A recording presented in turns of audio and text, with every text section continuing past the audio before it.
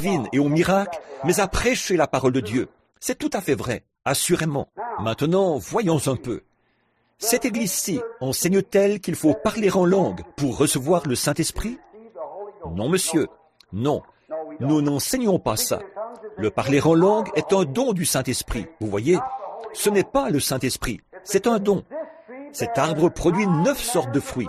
Pas vrai? Si vous regardez un pommier et qu'il a des pommes, vous dites que c'est un pommier. Si vous regardez un arbre et qu'il a des poires, vous dites que c'est un poirier. Même s'il a l'écorce d'un sycomore, peu importe, s'il porte des poires, la vie de cet arbre, qu'est-ce que c'est? La vie de cet arbre est une vie de poirier, pas vrai? Or, cet arbre de Dieu produit 9 fruits spirituels, pas vrai? Très bien. Il y a toutes sortes. Il est dit, à l'un est donné l'enseigne, la connaissance, la sagesse, l'intelligence et le parler en langue, l'interprétation des langues. 9 dons spirituels différents poussent sur cet arbre de Dieu, pas vrai? Bon, eh bien, il n'y a pas que le parler en langue. Ce n'est pas le seul. Il y en a aussi d'autres dedans. Bon, vous pouvez parler en langue sans pour autant avoir le Saint-Esprit. Maintenant, souvenez-vous bien de ça. Je me suis trouvé, j'ai vu des sorciers et des magiciens arriver là et parler en langue. Ils n'ont pas le Saint-Esprit. Vous savez, je les ai vus arriver là et pousser des cris et sauter. Ils n'ont pas le Saint-Esprit. Il n'y a pas longtemps, je me suis tenu là au moment de la danse du maïs, près de Douglas, en Arizona, là-bas. J'ai vu cette danse du maïs, au moment où ils ont ça, là-bas, et ce magicien est arrivé, et il se conduisait d'une manière terrible, et tout. Il se conduisait n'importe comment, et il jetait de la terre sur lui, là. Ça ne veut pas dire qu'il était sauvé. Cet homme était un sorcier. Je me suis trouvé en Inde, en Afrique, et j'ai vu des sorciers venir me défier, comme ça, avec leurs enchantements, et ils buvaient même du sang dans un crâne humain. C'est vrai, vous avez intérêt à savoir ce que vous dites quand vous affrontez ces choses. Mais j'ai vu la puissance du Dieu Tout-Puissant lier cet homme, si bien qu'il ne pouvait plus bouger. Et alors, il avait les yeux vitreux comme ça, et on l'a emporté. Oui, monsieur. Frère, Dieu est réel, c'est vrai, mais Dieu est en esprit. Il ne se borne pas strictement au parler en langue, ou à ceci, cela, autre chose. Je dis que tout homme qui... C'est ça le problème ici, dans l'Église. Vous voyez, vous, les pentecôtistes ont poussé cette chose-là à l'extrême. Auprès des gens, ils se sont mis, au lieu de leur imposer les mains et qu'ils reçoivent le Saint-Esprit, ils les ont fait s'avancer à l'autel et se sont mis à leur taper sur le dos en criant « Dis-le, dis-le, dis-le » et ils répétaient en mot sans arrêt, jusqu'à ce qu'ils aient de la confusion et non des langues. Si quelqu'un qui a eu l'authentique Saint-Esprit est né de l'Esprit de Dieu, il mènera une vie sainte. Certains de ces hommes-là menaient des vies terribles, vous le savez, et leurs fruits prouvaient qu'ils ne l'étaient pas. Jésus a dit, c'est à leurs fruits que vous les reconnaîtrez. Et le fruit de l'Esprit, ce n'est pas le parler en langue. Ça, c'est un don de l'Esprit. Pierre n'a jamais dit, repentez-vous et soyez baptisés au nom de Jésus-Christ. Vous recevrez le Saint-Esprit. Il a dit, vous recevrez le don du Saint-Esprit. Au moment où ils entendaient ces langues et ces gens qui parlaient, c'est un des dons du Saint-Esprit qu'ils reçoivent là. Amen. Très bien. Il faut que je me dépêche. J'ai 2 garçons, un de 2 ans et un de 5 ans, et ils ont été aspergés. Devraient-ils être baptisés par immersion? Bon, eh bien, sœur ou frère, qui que vous soyez, c'est à vous de décider. J'ai une petite fille, mon petit garçon, Billy Paul, avait 16 ans, et je l'ai baptisé au nom du Seigneur Jésus ici même. Ma petite fille avait 8 ans, elle est venue vers moi, elle s'est assise sur mes genoux, et elle a dit, « Papa, je veux croire au Seigneur Jésus-Christ, et je veux me faire baptiser. » Et j'ai baptisé cette petite fille-là, à l'âge de 8 ans. Si ces petits-là veulent se faire baptiser, baptisez-les. Sinon, eh bien, allez-y, c'est à vous de décider, selon ce que le Seigneur aura dit. Est-ce que seulement ceux qui ont le baptême du Saint-Esprit seront pris dans l'enlèvement de l'Église, ou bien est-ce que tous les croyants y seront indiqués? Nous n'avons pas le temps de justifier cette affirmation, mais frères, seulement l'épouse remplie du Saint-Esprit sera prise dans l'enlèvement. Voyez, la Bible, les autres ne seront pas perdus. Regardez, qui va juger la terre? Les saints. Daniel a dit, je l'ai vu s'avancer vers l'ancien des temps, et il va accompagner de myriades de ses saints. Pas vrai? L'enlèvement, l'Église s'en était allée. Après quoi ils sont revenus, et le jugement s'assit. Les livres furent ouverts, pas vrai? Et un autre livre fut ouvert, qui était le livre de vie. le croyant sanctifié qui n'avait pas reçu le Saint-Esprit. Jésus n'a-t-il pas enseigné que 10 vierges étaient sorties à la rencontre de l'époux, et 5 d'entre elles, ou toutes, elles étaient vierges, pures, saintes, et elles, celles-ci s'étaient endormies et n'avaient pas reçu le Saint-Esprit. Et celles-ci avaient reçu le Saint-Esprit, elles avaient de l'huile dans leurs lampes. Et quand l'époux est venu, que la voix est venue, le cri, elles ont dit, « Oh, entrons, donnez-nous de votre huile. » Il a dit, « Allez chez ceux qui en achètent. Mettez-vous en condition par la prière. Recevez-le maintenant. » Mais elles ne pouvaient pas. Et pendant qu'elles y sont allées, les vierges sont entrées au souper des noces. Et elles ont été jetées dans les ténèbres du dehors, où elles pleuraient, gémissaient et grinçaient des dents. N'est-ce pas que dans Apocalypse, hier soir, au chapitre 12, avant-hier soir, il nous a été enseigné que le dragon rouge lançait de sa bouche de l'eau pour faire la guerre au reste de la postérité de la femme, qui avait foi en Dieu et qui gardait les commandements de Jésus-Christ. Vous, les femmes, quand vous posez un patron, c'est une belle pièce de tissu, du même tissu, mais vous prenez, disons, comme ceci. Vous posez votre patron exactement comme vous avez l'intention de le tailler. Ensuite, vous le taillez. C'est vous qui décidez. Mais vous prenez le tissu que vous avez taillé, qui sera utilisé pour faire votre vêtement. Et ce qui reste servira. Ce tissu est aussi bon que le reste, mais par élection, vous avez choisi ça, pas vrai? Ce qui reste est aussi sain, est aussi bon, vaut aussi cher que le reste. Mais ce que vous avez choisi, c'est cela. Et Dieu a promis que nous allions partir dans l'enlèvement, par élection. Et la Bible dit, « Et les autres morts ne revinrent point à la vie avant 1000 ans. » Pas vrai? Parce que seulement, vous ne serez pas perdus, mais c'est l'épouse remplie du Saint-Esprit qui partira dans l'enlèvement. Les autres passeront au jugement, alors qu'elle, non. Si on doit baptiser au nom de Jésus, dans ce cas, pourquoi Jésus a-t-il dit dans Matthieu 28 d'être baptisé au nom du Père, du Fils, du Saint-Esprit? C'est justement ce que je viens d'expliquer, cette question-là. Est-ce que la fatigue commence à vous gagner? Je sais que oui. Mais Dieu n'a-t-il pas égard au baptême du Père, du Fils, du Saint-Esprit? N'est-ce pas qu'il y a des personnes baptisées dans ce nom, dans ces noms, et qui ont reçu le Saint-Esprit? Jésus est-il venu glorifier le Père? N'est-ce pas que ce baptême serait reconnu comme valide? Oui, Jésus est venu glorifier le Père. Regardez, dans Jean, au chapitre 14, si vous voulez bien attendre, peut-être encore 3, et nous aurons terminé, je crois. Regardez, et demain, nous en aurons de nouvelles. Là, parce que j'en recevrai sûrement quelques-unes en réaction à ce soir, je crois. Remarquez, mais ceci, c'est le culte, ceci. Nous continuons. Regardez, Jésus est venu manifester le Père. Regardez, au commencement, Dieu a fait l'homme à son image. Pas vrai? Eh bien, Dieu, qu'est-ce que c'est? Un esprit. Dans Jean, au chapitre 4, Jésus, en parlant à la femme au puits, il a dit, « Dieu est esprit, et il faut que ceux qui l'adorent en esprit et en vérité. » Pas vrai? Si Dieu a fait l'homme à son image, alors quel genre d'homme a-t-il fait? Un homme esprit. Dans Genèse 2, il n'y avait pas d'homme pour cultiver le sol, et Dieu a formé l'homme de la poussière, non pas à son image à lui, mais à l'image de la vie animale. Il a placé l'esprit de l'homme dans cet homme animal-là, et celui-ci est devenu une âme vivante. Or, voilà la différence entre l'homme et l'animal. L'animal ne construit pas des automobiles et ne fait pas des choses susceptibles de lui rendre la vie plus facile, et ainsi de suite. C'est un animal, une bête. Il n'a pas d'âme. Il ne sait pas lire et écrire. Il ne sait pas converser, parler. C'est une bête. Par contre, l'homme est dans une chair semblable à celle de la bête, mais il a en lui une âme qui vient de Dieu, ce qui le rend immortel. Et il peut inventer. Regardez tout ce qu'il peut faire. Il est presque égal à Dieu, parce qu'il est un fils de Dieu, même dans son état déchu. Il est merveilleux. Regardez-le. Voyez, c'est ça. Ensuite, quand l'homme est tombé dans la chair, si Dieu avait envoyé un individu autre que lui-même, il aurait été injuste.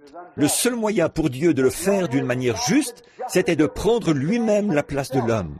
Supposons que je fasse mourir frère Neville pour cette femme-ci. Supposons que je fasse mourir cette femme pour cette femme-ci. S'il se trouvait que j'ai ce pouvoir-là sur vous, je ne pourrais pas être juste et faire ça. Si je prononçais une sentence de mort et que je désirais que vous viviez, pour vous justifier, il faut que moi, je prenne votre place. Et alors Dieu, qui était à l'image de l'Esprit, ou plutôt sans image, la Bible dit que Dieu est sans forme. Très bien. Alors il fallait que Dieu prenne une forme, et il a couvert une vierge de son ombre, et a créé en elle une cellule sanguine, sans rapport sexuel, ni rien de semblable. Il a créé une cellule sanguine qui s'est développée pour former le Fils de Dieu. Et Dieu est descendu et habité dans son Fils, Jésus-Christ. Celui-ci était donc Dieu sur terre. Quand, dans Jean, Thomas a dit « Seigneur, montre-nous le Père, et cela nous suffit ». Il a dit « Il y a si longtemps que je suis avec vous, et tu ne me connais pas ?» Il a dit « Pourquoi dis-tu « Montre-nous le Père » Voyons, il a dit « Quand tu me vois, tu vois le Père. Moi et mon Père, nous sommes un. Mon Père habite en moi. » Il n'y a pas longtemps, pendant que je parlais, une dame s'est levée d'un bond. Elle a dit « Oh, frère Branham !» Elle a dit « Je sais ce que vous voulez dire. Ils sont un, bien sûr qu'ils sont un. » Elle a dit « Vous et votre femme aussi, vous êtes un. C'est de cette manière-là qu'ils sont un. » J'ai dit « Pardon ?» J'ai dit « Pas eux. » J'ai dit « Me voyez-vous ?» Elle a dit « Bien sûr. » J'ai dit « Voyez-vous ma femme ?» Elle a dit « Non. » J'ai dit « Voilà. Donc leur unité, c'est autre chose que celle de moi et ma femme. » Voyez, j'ai dit « C'est vrai. » Jésus a dit « Vous ne pouvez pas me voir sans voir le Père. » Bien sûr que non. C'est la deuxième partie de la règle graduée de 90 cm, de cette même règle. C'est Dieu. Jésus-Christ était ou bien Dieu, ou bien le plus grand imposteur que la terre ait jamais porté. Écoutez, il n'y a pas longtemps, une femme a dit, elle a dit « Je vais vous le prouver », une femme de la science chrétienne. Maintenant, mon ami de la science chrétienne, un instant, soyez respectueux. Vous voyez, elle a dit « Je vais vous prouver qu'il n'était qu'un homme ». Elle a dit « Vous faites trop de cas de Jésus ». J'ai dit « Même si je le louangeais jour et nuit, je ne pourrais pas lui donner tout ce qu'il mérite ». J'ai dit « Ce n'est pas étonnant ». Eh bien, Ésaïe a essayé de le nommer. Il a dit « Il est admirable, conseiller, prince de la paix, Dieu puissant, Père éternel ». Tout cela, il est l'alpha, l'oméga, le commencement et la fin, la racine et la postérité de David, l'étoile brillante du matin, le Père, le Fils et le Saint-Esprit. En lui habite corporellement la plénitude de la divinité, dit la Bible. La plénitude de Dieu était en lui. Elle a dit, je vais vous dire une chose, quand il est allé prier pour Lazare, ressusciter Lazare, elle a dit, je vais vous prouver qu'il n'était qu'un homme. J'ai dit, j'aimerais vous voir le faire. Elle a dit, la Bible dit qu'il pleura. C'est la preuve qu'il était un homme. Il pouvait pleurer. J'ai dit, bien sûr, c'était le Fils qui pleurait. Il était un homme Dieu. Il était un être train, tout comme moi, tout comme vous. Nous sommes âme, corps et esprit. Il était Père, Fils et Saint-Esprit, la divinité de Dieu. Voilà qui il était. Il était la divinité lui-même. Comment pouvait-il faire quoi que ce soit là-bas, alors que ses propres enfants réclamaient son sang? S'il s'était agi d'autre chose, c'était là ses propres enfants qui réclamaient son sang. Ce n'est pas étonnant qu'il ait pleuré à cause d'eux. Comment est-ce qu'un homme, alors que ses propres enfants réclamaient son sang, quel pouvait être son sentiment? Soit de les condamner aux peines de l'enfer pour toujours, ou bien de donner sa vie. Il était Dieu qui donnait sa vie pour ses enfants. La divinité habitait en lui. Voilà qui il était. Cette femme a dit, regardez, elle a dit, Révérend Branham, je vais vous le prouver. Quand il a pleuré, c'était la preuve qu'il était un homme. J'ai dit, madame, il était un homme quand il prie ou quand il pleurait. C'est vrai, il était un homme quand il pleurait. Mais quand il a redressé son petit corps frêle et qu'il a dit à un homme qui était mort depuis 4 jours, Lazare, sors! Alors, un homme qui était mort depuis 4 jours, qui se décomposait, les vers de sa peau étaient en train de le ronger. La corruption a reconnu son maître et l'âme a reconnu son créateur.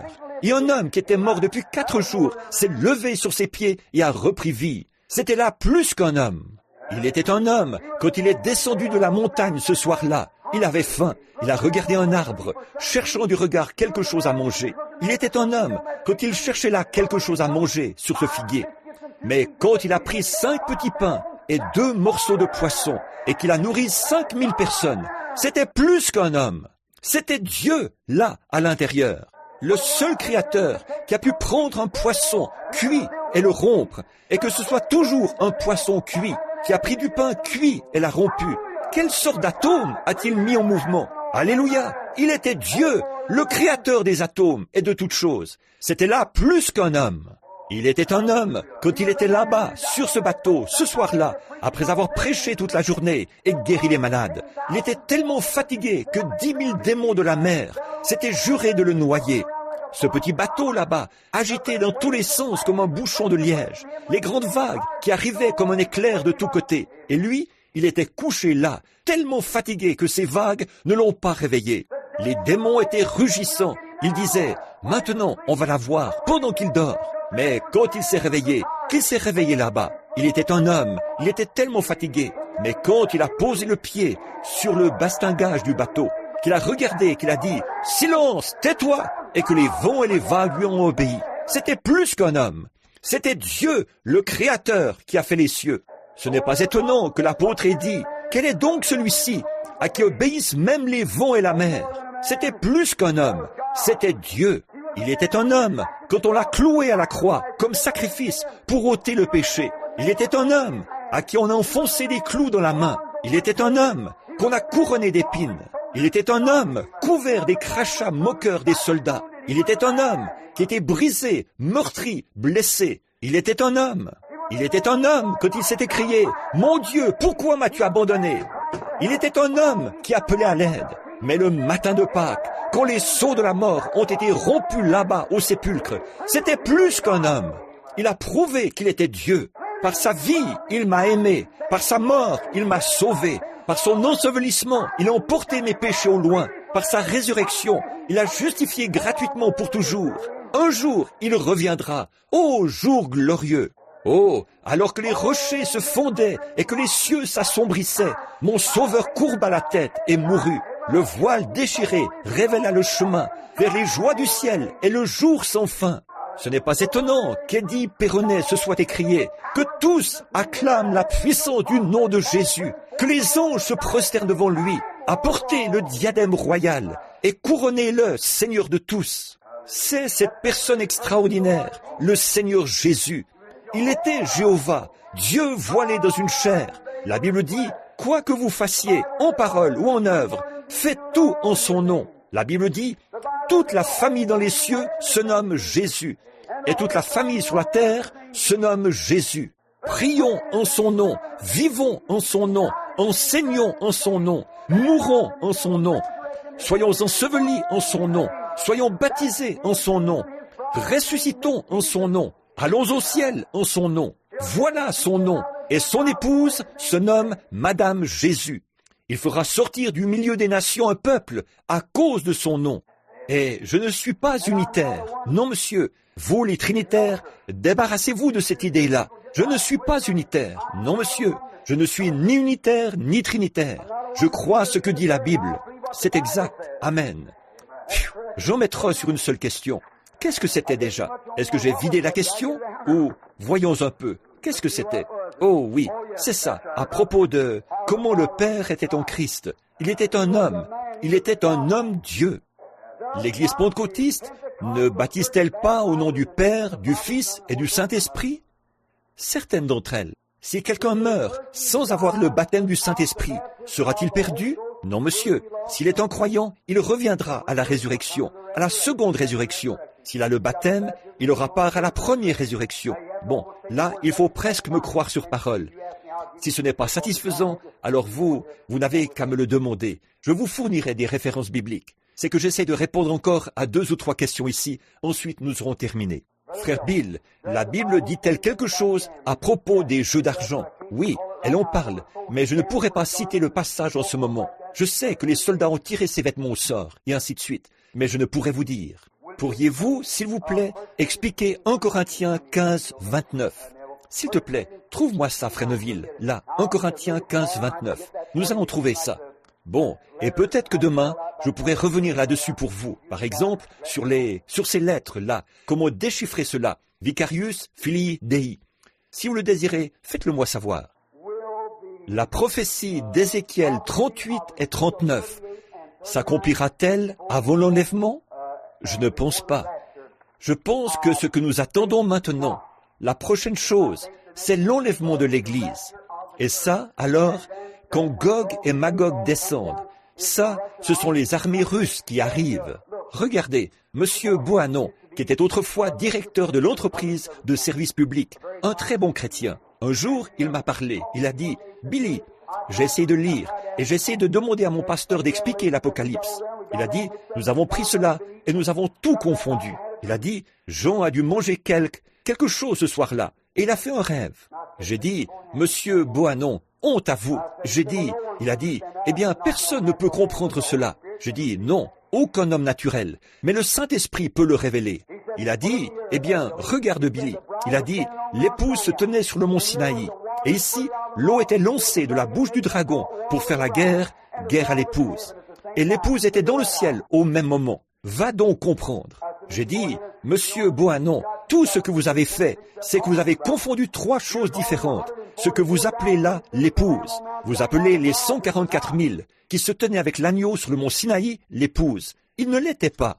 Vous appelez ceux à qui il a lancé de sa bouche de l'eau pour leur faire la guerre. Le reste de la postérité de la femme, ce n'était pas l'épouse. Eux, c'est ce qui restait. L'épouse était dans le ciel. Les 144 000 étaient là. Et le chrétien de nom, ici, allait subir la persécution. C'est exact. Maintenant, lis, frère, si tu l'as. Autrement, que feraient ceux qui se font baptiser pour les morts? Si les morts ne ressuscitent absolument pas, pourquoi se font-ils baptiser pour eux? Bon, maintenant, frère, il y a un groupe de gens qui croient ça, qui baptisent pour les morts. Ce sont les Mormons. Et j'ai été dans leur temple, bien des fois. Ce sont des gens très bien. Il se peut que vous soyez Mormon, là. Je ne cherche pas à vous blesser. Mais, mon cher ami, vous ne pouvez pas vous faire baptiser pour votre père. C'était à lui d'accomplir cet acte-là. L'arbre tombe du côté où il penche.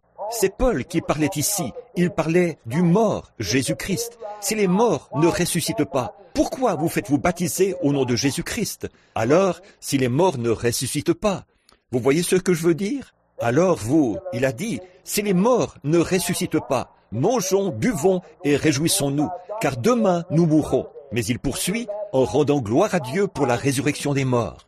Et nous sommes baptisés pour Jésus-Christ en sa mort, son ensevelissement et sa résurrection. Voilà pourquoi nous sommes baptisés pour les morts. Très bien. Je crois que là, il ne reste peut-être qu'une question après celle-ci. Frère Bill, s'il vous plaît, dites-moi comment obtenir le baptême du Saint-Esprit. Est-ce par la prière, par une vie abandonnée à Dieu, ou en l'acceptant comme nous acceptons la guérison? Je sais ce que c'est qu'avoir la foi pour la guérison. Après que vous avez prié pour moi ici, est-ce que vous priez et imposez les mains aux gens pour qu'ils reçoivent le baptême du Saint-Esprit?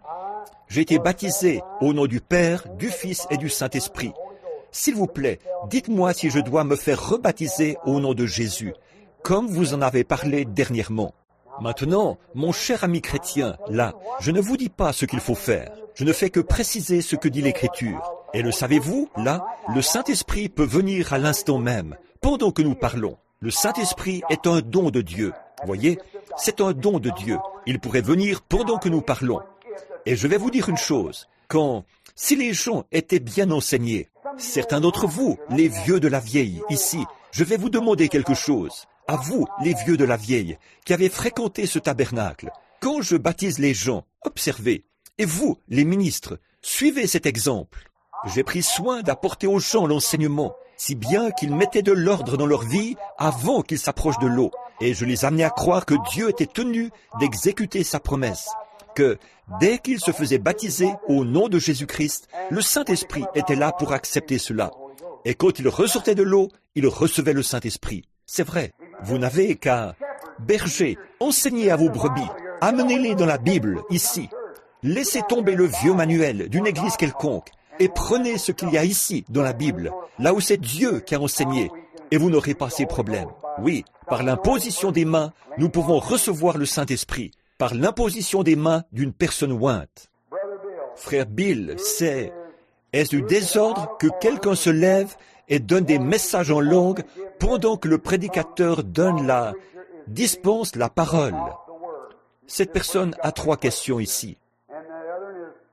Et la suivante est, de plus, est-ce du désordre de faire la même chose pendant l'appel à l'autel? Troisième question. De plus, est-ce du désordre que quelqu'un se lève dans l'église et réprimande un ministre à propos de quelque chose qu'il a dit ou qu'il a fait pendant la réunion? alors que celui-ci est derrière la chair sacrée?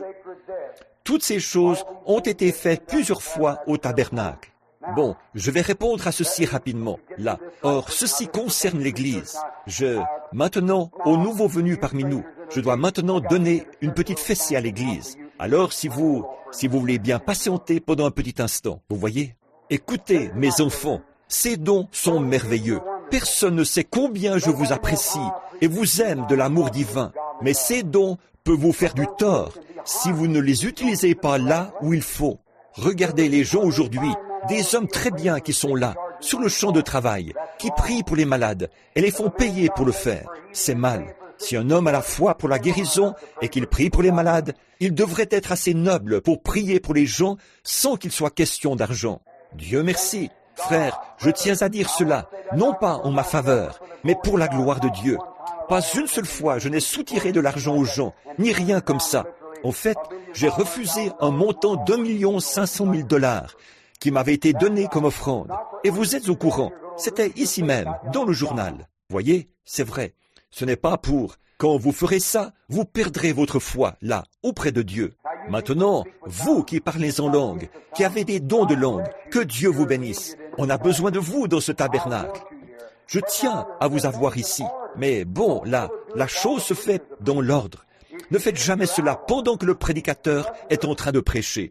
En agissant ainsi, vous faites du désordre, voyez. Vous ne devez pas faire ça. En effet, la Bible dit, l'esprit du prophète est soumis au prophète. Et quand un homme est en train de prêcher, c'est lui qui a la parole, c'est lui qui a l'auditoire. C'est à travers lui que le Saint-Esprit va parler. Une fois qu'il a terminé, alors c'est le moment du message, vous voyez. Donc, ne faites pas de désordre. Si vous le faites, alors vous interrompez et vous attristez le Saint-Esprit pendant ce message qui est proclamé. Il n'y a pas longtemps, je me trouvais à une réunion quelque part à Washington. Il y avait plusieurs milliers de personnes assises là, et l'organisateur de mes réunions, qui est un vrai commentateur de la Bible, était en train de parler de la guérison divine. Il était loin, le Saint-Esprit parlait. Une dame s'est levée et s'est mise à parler en langue. Il a attendu un instant, puis il a repris. Le Saint-Esprit a commencé, attristé. On pouvait percevoir cela parmi les gens. Il a recommencé à parler, et elle s'est levée. Il a dit, « Sœur, asseyez-vous au nom du Seigneur. » Il a dit, « Vous faites du désordre. » Et les ministres l'ont pris à part et lui ont dit ce qu'il en était. Or, ce qu'il y a, c'est que ces dons sont dans le monde. Ils sont dans l'Église en ce moment. Les dons sont dans l'Église. Mais les pauvres petits-enfants, ils reçoivent ces dons sans avoir l'enseignement qui leur permet de savoir les maîtriser. Si vous les maîtrisez mal, vous ferez plus de tort que de bien. Voyez? C'est comme un homme qui va prier pour les malades et quelqu'un est guéri. Il lui dit, « Maintenant, il faudrait me donner 1 000 $ pour ça. » Or là, il a fait plus de tort que de bien.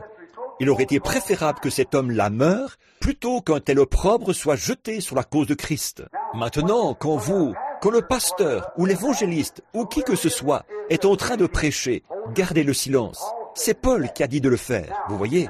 Bon, et puis il a dit, vous pouvez tous parler successivement. C'est absolument vrai. Et il a dit, je désire que vous parliez tous en langue. C'est bien, mais vous ne pouvez pas parler en langue à moins d'avoir le don des langues.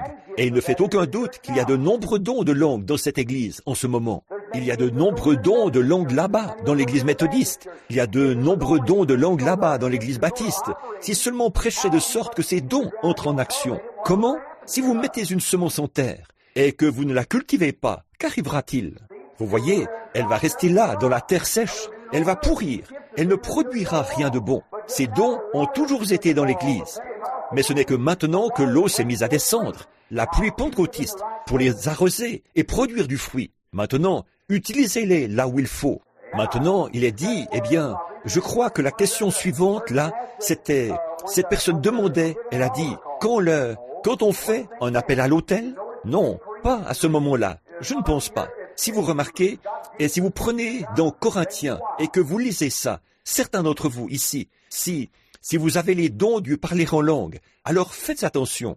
Dans la Bible, quand ils avaient, après la réunion, la bénédiction de Dieu qui descendait sur l'assemblée, c'est là qu'ils se mettaient à parler, c'est là qu'ils se mettaient à glorifier Dieu.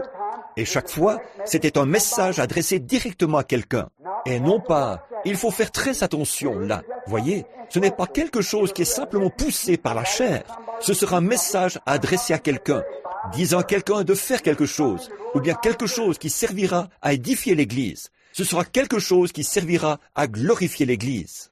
C'est ainsi que les pentecôtistes ont jeté l'opprobre sur leur nom, le nom même de Pentecôte. Vous pouvez le mentionner, et les gens s'éloignent en disant « quel non-sens !» parce qu'ils ont vu beaucoup d'excitation, alors que ces gens, ils étaient sincères, mais ils n'avaient pas reçu l'enseignement.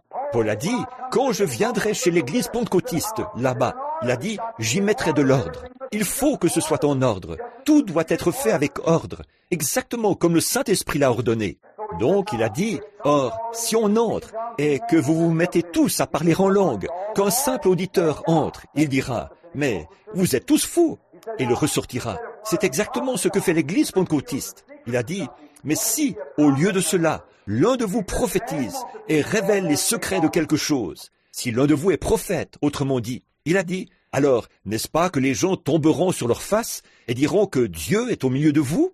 Eh bien, comment pourrais-je nier le don de parler en langue, alors que pour ça, il me faudrait nier le don de prophétie, il me faudrait nier ces autres dons. Or, la plupart des églises, des grandes églises, les Nazaréens, les pèlerins de la sainteté, et ainsi de suite, ils croient que si un homme parle en langue, il est un démon. C'est un blasphème contre le Saint-Esprit. Il n'y a pas de pardon pour ça. C'est ce que les Juifs ont fait. Ils se sont moqués des gens qui avaient le Saint-Esprit. Et ils ont été condamnés et perdus à cause de ça. C'est exact. Jésus n'a-t-il pas dit, si vous dites un seul mot contre le Saint-Esprit, il ne vous sera jamais pardonné, ni dans ce siècle, ni dans le siècle à venir. Alors, soyez prudents. Si vous ne comprenez pas, restez tranquille. Et vous, qui avez le Saint-Esprit, et qui avez été appelés à remplir des fonctions, docteur. Maintenant, pouvez-vous imaginer, je suis ici, en train d'essayer d'apporter un enseignement. Et voici un homme qui se lève d'un bond et vient se mettre à enseigner à côté de moi, au même moment, alors qu'un autre homme est là, en train de chanter un chant de jubilé. Eh bien, quelle confusion! Eh bien, c'est pareil pour le parler en langue. Que ce soit fait avec ordre, selon que l'Esprit le donnera, vous pourrez alors parler en langue. Maintenant vous dites, eh bien, frère Branham, je ne peux pas m'en empêcher. Oh, si, vous pouvez.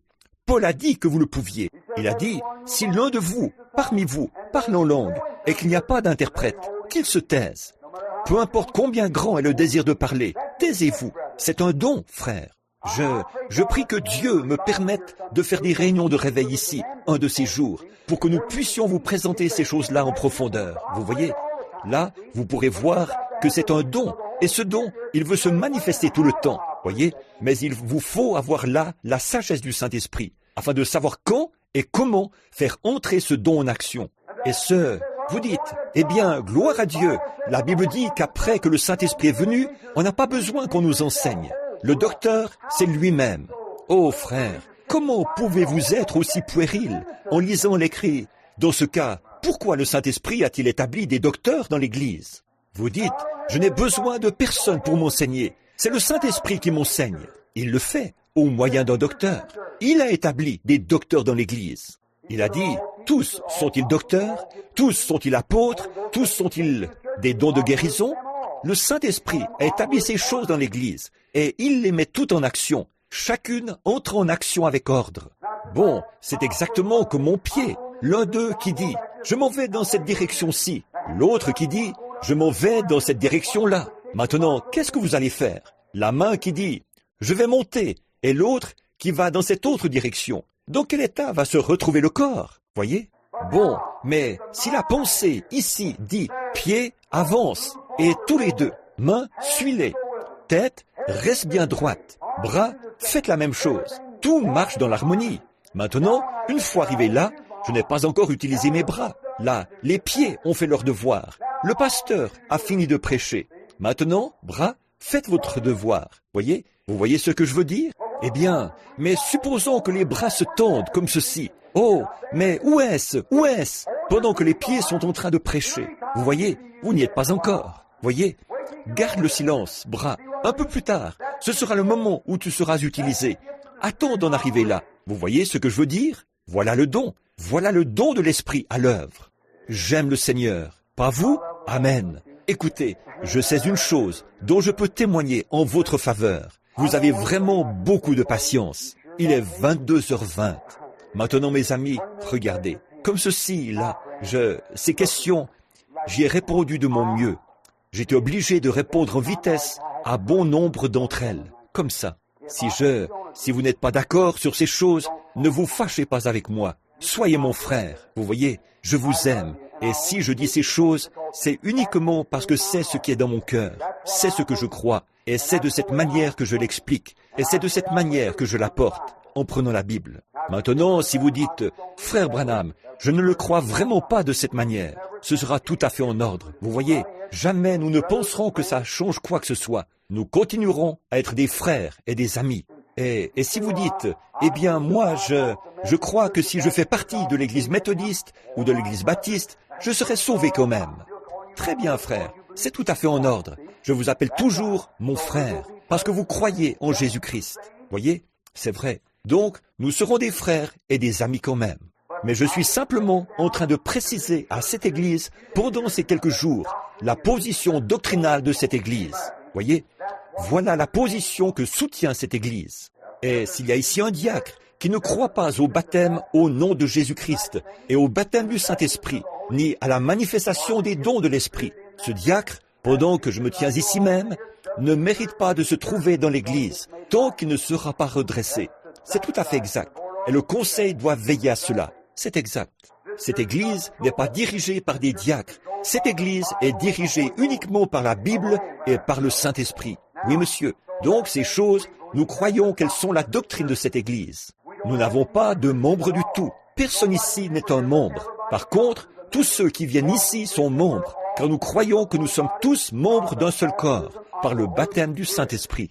Et nous vous contraignons, mon cher frère chrétien ou ma chère sœur chrétienne, à être baptisés au nom de Jésus-Christ et à recevoir le Saint-Esprit.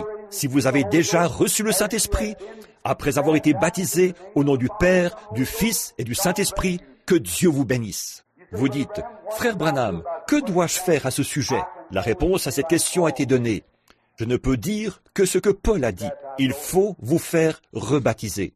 Maintenant, regardez bien. Dans Actes, lisez ceci. Galates 1:9. Notez-le, vous qui notez ces choses. Paul a dit, l'homme même qui avait dit ceci, c'est lui qui a enseigné cette chose. Maintenant, croyez-vous cela? Est-ce vrai? Paul leur a dit qu'il devait se faire rebaptiser au nom de Jésus-Christ. Et Paul a dit, si un ange du ciel, Galates 1:8, si un ange du ciel vous enseignait autre chose que ceci, qu'il soit pour vous un anathème, quand même il serait archevêque, quand même il serait pape, quand même il serait ministre, quand même il serait prophète, quand même il serait révérend, quand même il serait un ange du ciel, qui qu'il soit. Il a dit, s'il enseigne autre chose que ceci, qu'il soit pour vous un anathème. Pas vrai? Et il l'a répété. De nouveau, il a dit, je l'ai dit précédemment, et je le répète, s'il enseigne autre chose que ceci, qu'il soit anathème. Pas vrai? Alors, que le Seigneur vous bénisse. Je l'ai lu dans la parole, c'est à vous de prendre votre décision. Maintenant, combien aime ce bon vieux cantique? Ma foi regarde à toi, toi, agneau du calvaire, sauveur divin, écoute ma prière, enlève toute ma culpabilité, que je sois dès ce jour entier à toi. Je voudrais vous demander quelque chose, à vous, dans cette église. Je suis un homme qui se meurt, en train de prêcher à des hommes qui se meurent, et je suis conscient que ce sermon est peut-être le tout dernier que je prêcherai. J'essaie de prêcher chacun de mes sermons comme si c'était mon dernier, comme un homme qui se meurt et qui s'adresse à des hommes qui se meurent. Maintenant, je vous demande, à vous, mes frères et mes concitoyens de cette ville et de ce pays, avez-vous vraiment le sentiment que vous avez besoin d'une marche plus rapprochée avec Dieu après ces réunions? Que Dieu vous bénisse. Moi qui suis votre frère qui vous parle, la prière sincère que je fais pour vous, c'est que vous receviez cette marche plus rapprochée avec Dieu, et qu'au jour du jugement, alors que, de ces soirées où j'ai prêché, il y aura comme un grand enregistrement qui sera passé ce jour-là. Ma voix retentira, et je devrai me tenir là et rendre compte de mes paroles, car celles-ci me béniront ou bien me condamneront ce jour-là. Et ces paroles ont été les miennes depuis les 20 et quelques dernières années. En effet, tout jeune, âgé d'une vingtaine d'années, je prêchais l'Évangile, et j'ai maintenant 45 ans, et je n'ai jamais modifié cela en rien, parce qu'il n'y a rien que je puisse modifier, puisque la Bible reste pareille. J'ai enraciné cela dans des évêques et tout le reste, et je n'ai encore jamais vu un seul d'entre eux qui ait pu dire le contraire de cela, en se rapportant à la parole. Ils disent, mais bon, ce prêtre ici, il y a quelques jours, il disait, « Révérend Branham, pour nous, ce n'est pas la Bible qui compte, pour nous, c'est l'Église. » Alors, on ne peut pas parler avec cet homme-là. Par contre, si vous prenez la Bible pour base, là, c'est autre chose. Voyez, je prie que Dieu, chacun de mes amis catholiques qui sont ici, et chacun de mes amis protestants, et même, ils ne sont pas plus, si quelques, je vous aime vraiment tous. Et Dieu sait si c'est vrai ou pas. Observez, dans la ligne de prière, quand il y a les aveugles et les boiteux, il ne dit pas catholique. Voici un homme, assis ici même, sur l'est, ici même, un catholique qui se mourait, rongé par le cancer. Il est venu chez moi, et le Saint-Esprit est descendu sur lui, l'a guéri de ce cancer. Il ne lui a jamais dit s'il était catholique ou pas. Je ne lui en ai pas soufflé mot. Il est venu, s'est fait baptiser au nom de Jésus-Christ, et a reçu le Saint-Esprit. Voilà l'homme, assis juste là, un homme d'affaires de Louisville. Oui, voyez, il ne demande pas si vous êtes catholique ou pas. Ce qui importe, c'est que votre cœur est faim de Dieu. Heureux ceux qui ont faim et soif de la justice, car ils seront rassasiés. Pas vrai? Amen. Que le Seigneur vous bénisse. Combien connaissent ce bon vieux cantique? Béni soit le lien. Combien de personnes ici sont âgées de plus de 40 ans? Levez la main avec moi et dites, je me rappelle ce vieux cantique de 40 ans en arrière. Béni soit le lien. Béni soit le lien qui nous unit en Christ, le saint amour, l'amour divin, que verse en nous l'Esprit. Vous aimez ces vieux cantiques, n'est-ce pas? Écoutez, je veux dire ceci. Si nous avions plus de ces vieux cantiques, au lieu de toute cette excitation que nous avons, je crois que l'Église serait dans une meilleure situation. J'aime ces bons vieux cantiques qui ont été composés par le Saint-Esprit. Ces vieux de la vieille. Autrefois, je me rappelle, un vieil homme de couleur avait l'habitude de s'asseoir derrière la maison, là-bas, dans les montagnes du Kentucky. Quand il était abattu, il s'asseyait sur ce vieux tronc d'arbre, et il tambourinait sur ce tronc d'arbre. Je me rappelle très bien de lui. Il avait une petite couronne de cheveux blancs.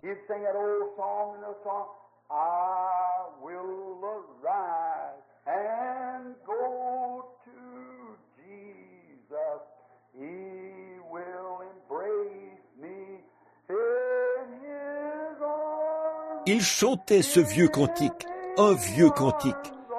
Je me lèverai, j'irai vers Jésus. Il me prendra dans ses bras, dans les bras de mon cher Sauveur. Oh, je trouve 10 000 joies. Ce n'est pas très mélodieux.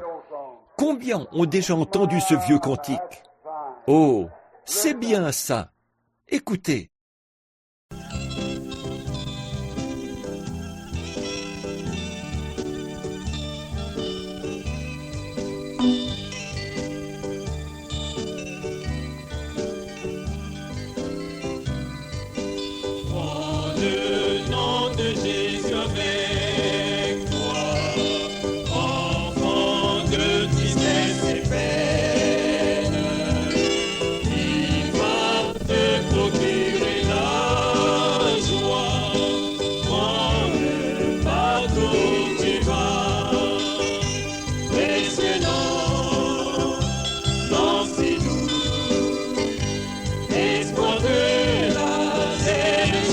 Ciel.